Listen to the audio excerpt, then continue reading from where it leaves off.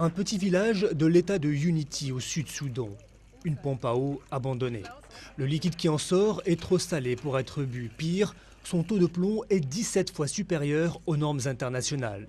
Et ce n'est pas un cas isolé pour les habitants de la région, la faute aux puits de pétrole qui ont poussé comme des champignons ces dernières années.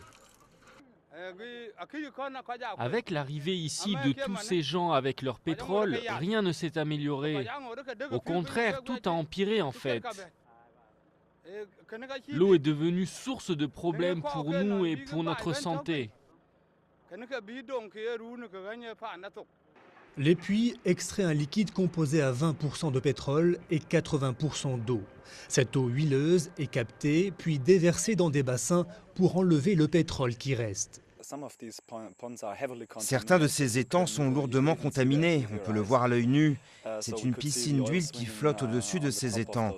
Et le fait qu'il n'y ait pas de revêtement en plastique au fond du bassin permet à cette eau de s'infiltrer dans le sous-sol et la nappe phréatique. Et il n'est pas rare que le brut se déverse directement dans les marais.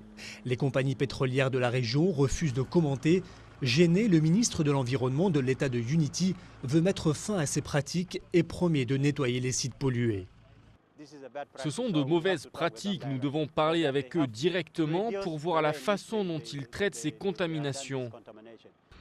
Le pétrole, c'est plus de 95% des revenus du Sud-Soudan. Mais dans l'État de Unity, les habitants ne sont pas nombreux à bénéficier de cette manne.